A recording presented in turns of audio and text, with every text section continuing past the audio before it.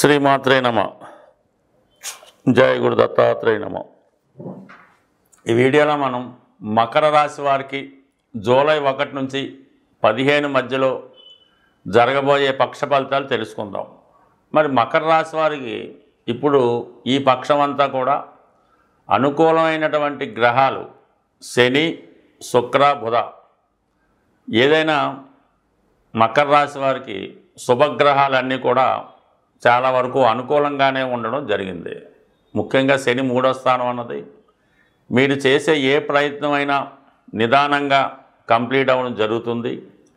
కొత్త కొత్త అవకాశాలు రావడం జరుగుతూ ఉంటుంది. అంటే గతంలో కూడా మీకు శని భగవానుడు 3వ స్థానం మారినప్పుడు కూడా ఏప్రిల్ నెల నుంచి ప్రస్తుతం సొంత నక్షత్రం మీద ప్రయాణించడం జరుగుతుంది. ఇప్పుడు ఓన్గానే తన ఫలితాలు ఏ స్థానంలో ఉంటాడో ఆ స్థాన ఫలితాలు, ఏ ఏ భావాలకి రిప్రజెంట్ చేస్తాడో ఆ భావ ఫలితాలు కూడా ఇవ్వడం జరుగుతూ ఉంటుంది. అంటే వ్యక్తిగతంగా శని మకర రాశికి అధిపతి కాబట్టి మరి మకర రాశి వారికి వారిలో పట్టుదల, పని చేద్దామనే సామర్థ్యం పెరుగుతూ ఉంటుంది. అలాగే అవకాశాలు కూడా చాలా వరకు రావడం జరుగుతూ ఉంటుంది. ఒక విధమైనటువంటి క్రమశిక్షణతో, పట్టుదలతో అనుకున్న కార్యక్రమాలు నెరవేర్చే ప్రయత్నం జరుగుతూ ఉంటుంది. అలాగే ధనస్థానానికి కూడా, కుంభానికి కూడా శని అధిపతి అవ్వటం వలన కుటుంబ సంబంధించిన విషయాల్లో కానీ, ఆర్థిక సంబంధించిన విషయాలు ఇవన్నీ కూడా మీ నియంత్రణలో ఉంటాయి. కుటుంబం మీద పట్టు సాధిస్తారు. కుటుంబంలో ప్రతి ఒక్కరు కూడా ఏదో విధంగా పైకి రావాలి, వారు ధన సంపాదన పరులై బాధ్యతగా ఉండాలనే మీ ఆలోచన చాలా వరకు ఈ సమయంలో సహకరించడం జరుగుతూ ఉంటుంది. అంటే ఏదైనా గట్టి ప్రయత్నం చేయడం వల్ల మీరు కూడా చాలా క్రమశిక్షణతో, పట్టుదలతో కుటుంబ వ్యవహారాల్లో ఇంట్రెస్ట్ చూపడం వల్ల 100% గతంలో జరిగినటువంటి పొరపాట్లు, ఇబ్బందులు ఇవన్నీ కూడా తొలగిపోయి నెమ్మదిగా మీరు, మీ కుటుంబం కూడా ఒక స్థిరంగా, పట్టుదలగా ఉండడానికి, గౌరవప్రదమైన హోదా రావడానికి చాలా వరకు ఈ గ్రాసిది ఇప్పుడు ప్రారంభమైంది. ఇక మీ ప్రయత్నం నిరంతరం చేయడం వల్ల ఫలితాలు దానికవే రావడం జరుగుతూ ఉంటాయి. ఇక శుక్రుడు కూడా ఈ మకర రాశి వారికి శని అంత ప్రాధాన్యం, శుక్రుడు కూడా అంతే ఇంపార్టెంటు. ఈ రాశికి యోగకారకుడు, పంచమ స్థానంలో ఉన్నాడు. పంచమం అన్నది ఏంటంటే మీలో ఉన్నటువంటి టాలెంటు, కృషి, ప్రయత్నం జరుగుతూ ఉంటుంది. ముఖ్యంగా మీ యొక్క ఆలోచనలు కంపల్సరీగా నెరవేరుతాయి. శుక్రుడు 5వ స్థానంలో ఉన్నప్పుడు వివాహానికి సంబంధించినటువంటి ఆలోచనలు ఎక్కువగా వస్తూ ఉంటాయి. ఈ సమయంలోనే ఈ యువకులైతే ప్రేమలో పడడం, ఎవరో ఒకరిని ఇష్టపడడం, వారి కొరకు తాపత్రయపడడం, వారి కోసమే పనిచేయడం జరుగుతూ ఉంటుంది. అలాగే మీకు అవతల వారి నుంచి కూడా ఏదో ఒక అవకాశం ఇష్టపడుతున్నామనో, దాన్ని మిమ్మల్ని పెళ్లి చేసుకోవాలని ఉందో, ఇలాంటి విషయాలు కూడా వస్తుంటాయి. కాబట్టి బట్ ఏదైనా మీలో ఒక ఆకర్షణ పెరుగుతుంది. ఏదో విధంగా మీరు అటు కళారంగంలో ఉన్నా, వ్యక్తిగతంగా బ్యాంకింగ్ అండ్ ఫైనాన్స్ రంగంలో ఉన్నా, దానికి సంబంధించిన విషయాల్లో అభివృద్ధి కలుగుతుంది. అలాగే కొత్త అవకాశాలు వస్తాయి. ఈ ప్రేమ సంబంధించిన విషయాల్లో కూడా పరస్పరం సక్సెస్ అవ్వడం కూడా కారణం అవుతూ ఉంటుంది. సో అలాగే మనకి బుధుడు ఇంకొక శుభగ్రహం మీకు అటు రాశ్యాధిపతి, పంచమాధిపతి, భాగ్యాధిపతి, ఈ 3 కూడా మీకు అనుకూలిస్తున్నాయి. అంటే ఇప్పుడు భాగ్యాధిపతిగా మనకి భాగ్యాధిపతి అయినటువంటి బుధుడు 7వ స్థానంలో సంచరిస్తున్నాడు. ఇది కూడా వివాహానికి చాలా అనుకూలిస్తూ ఉంటుంది. 9వ స్థానం ఏం చెప్తుంది? ఉన్నత విద్య, అదృష్టం, విదేశం, పుణ్యక్షేత్రాలు ఇవన్నీ చెప్తూ ఉంటుంది. 7వ స్థానం ఏం చెప్తుంది? వివాహం, ఎఫైర్స్, పరిచయాలు, వ్యాపారం ఇవన్నీ చెప్తూ ఉంటారు. దశమం కాబట్టి ఉద్యోగం కూడా ఉంటుంది. బుధుడు అక్కడికి రావడం వలన కొత్త అవకాశాలు వస్తాయి. వివాహం ద్వారా అదృష్టం రావడం జరుగుతూ ఉంటుంది. అంటే ఆఫ్టర్ మ్యారేజ్ మీ లైఫ్ సెటిల్ అవ్వడం జరుగుతూ ఉంటుంది. ఇవన్నీ కూడా మీకు చాలా వరకు అనుకూలించడం జరిగింది. అలాగే 3, 7, 11 స్థానాలు యాక్టివేట్ అవ్వడం వల్ల అటు వివాహ సంబంధించిన విషయాలు, మనసులో ఉన్నటువంటి వాంఛలు, కోరికలు తీరడానికి కూడా అనుకూలంగా ఉంది. శుక్రుడు కామన్గా 5లో భూతత్వ రాశిలో ఉన్నప్పుడు అటు రాశిలో ఉన్న ఫలితాన్ని ఇస్తాడు, 9లో ఉన్న ఫలితాన్ని ఇస్తాడు. కాబట్టి మరి మీరు అలంకరణ మీద, కొత్త వస్తువుల మీద ఇంట్రెస్ట్ చూపిస్తుంటారు. అలాగే ఏంటంటే స్త్రీలు, అబ్బాయిలు కూడా చాలా ఆకర్షణగా కనబడుతుంటారు. ఎక్కడికి వెళ్ళిన వాళ్ళ పనులు పూర్తవుతూ ఉంటాయి. ఇది శుభగ్రహాలు ఇచ్చే పరిచయం. ఇక మీకు 8వ స్థానంలో ఉన్నటువంటి ఈ కుజకేతువులు చాలా ఇబ్బంది పెడుతూ ఉంటాయి. ఆల్రెడీ వివాహం అయిన వారికి ఏదో విధంగా గొడవలు ప్రాబ్లమ్స్ వస్తూ ఉంటాయి.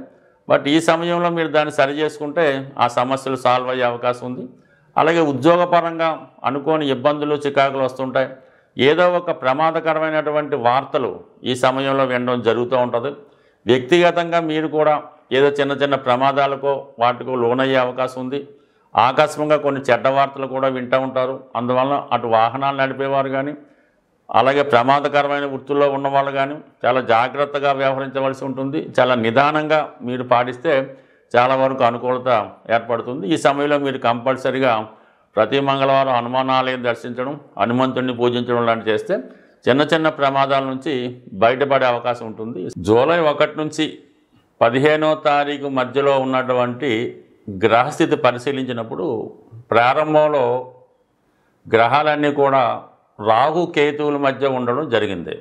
ఈ కారణం వల్ల ఏదంటే గోచారీత్యా ఏర్పడినటువంటి ఈ అపసవ్య కాలసర్పదోష ప్రభావం వల్ల చేసే ప్రయత్నాలు ఏదో విధంగా అడ్డు తగలడం జరుగుతూ ఉంటుంది.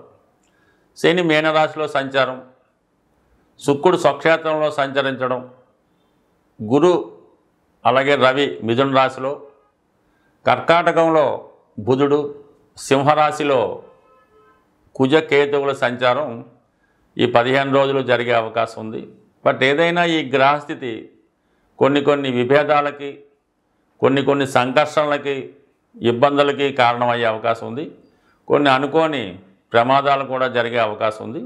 అలాగే శుక్రుడు బలంగా ఉండడం వల్ల అటు కళారంగం, సినిమా రంగం వాళ్ళకి అనుకూలంగా ఉండే అవకాశం చాలా బలంగా ఉంది. బట్ ఏదైనా రవి ప్లస్ గురువు కలిసి ఉండడం వల్ల చాలా వరకు ప్రభుత్వ అధికారులకు కానీ రాజకీయ నాయకులకు కానీ అనుకూలత ఏర్పడే అవకాశం ఉంది. బట్ ఇవన్నీ కూడా వారి యొక్క వ్యక్తిగత జాతకం బట్టి ఆధారపడి ఉంటాయి. మనకి ఈ గ్రహాల స్థితిని అనుసరించి చేసుకునే పరిహారాలను బట్టి గ్రహాల యొక్క అనుకూలత రావడం జరుగుతూ ఉంటుంది. ఈ మనం జూలై 1 నుంచి 15వ తారీఖు అంతా కూడా ఆషాఢ మాసంలో ఉండడం వల్ల ఇది అమ్మవార్లకి చాలా ఇష్టమైనటువంటి నెల. ఈ సమయంలో అమ్మవారిని ఆరాధించడం వల్ల వారి యొక్క అనుగ్రహంతో జాతకుడికి ఉన్నటువంటి ఈతి బాధలు, సమస్యల నుంచి బయటపడడం జరుగుతూ ఉంటుంది. సో ఏదన్నా ఒక జాతకుడు జీవితంలో అదృష్టవంతుడిగా మారాలంటే గురుగ్రహ అనుగ్రహం తప్పనిసరిగా ఉండవలసి ఉంటుంది. అటువంటి గురు పౌర్ణిమ ఈ నెల అంటే జూలై నెల 10వ తారీఖున ఈ గురు పౌర్ణిమ రావడం జరుగుతుంది. అందువలన ఆ రోజు మీకు ఇష్టమైనటువంటి గురువుని, అంటే ఎవరైతే మీకు విద్య నేర్పారో, ఎవరైతే మీ జీవిత అభివృద్ధికి తోడ్పడ్డారో వారిని కంపల్సరిగా సత్కరించవలసి ఉంటుంది. అంటే వాళ్ళకి ఏదైతే ఇష్టమో అవి ఇవ్వటం, వీలైతే వాళ్ళకి బట్టలు లాంటివి సమకూర్చి వారి యొక్క పాదాలకు నమస్కరించి వారి యొక్క ఆశీస్సులు తీసుకోవడం వల్ల గురుగ్రహ అనుగ్రహం సంపూర్ణంగా మీకు లభించడం వల్ల ఎటువంటి సమస్య అయినా మీకు సాల్వ్ అవడం జరుగుతూ ఉంటుంది. అలాంటి అవకాశం లేని వాళ్ళు మనకు ప్రత్యక్షంగా ఉన్నటువంటి ఇప్పుడున్నటువంటి దత్తాత్రేయుడు, సాయిబాబా వారు, రాఘవేంద్ర స్వామి, ఏ గురువైనా అనవసరం. అటువంటి గురువుని మీరు ఈ నెలలో ఎస్పెషల్లీ గురు పౌర్ణిమ నాడు సేవించడం వలన మీకు గురుగ్రహ అనుగ్రహంతో జాతకంలో ఉన్నటువంటి సమస్యలు తొలగి చాలా సక్సెస్ఫుల్గా ముందుకెళ్ళే అవకాశం ఉన్నది. అలాగే ధనం సంపాదించడానికి, మీ యొక్క అన్ని సమస్యలు తీరడానికి ఒక చక్కని పరిహారం చెప్పడం జరుగుతూ ఉంటుంది.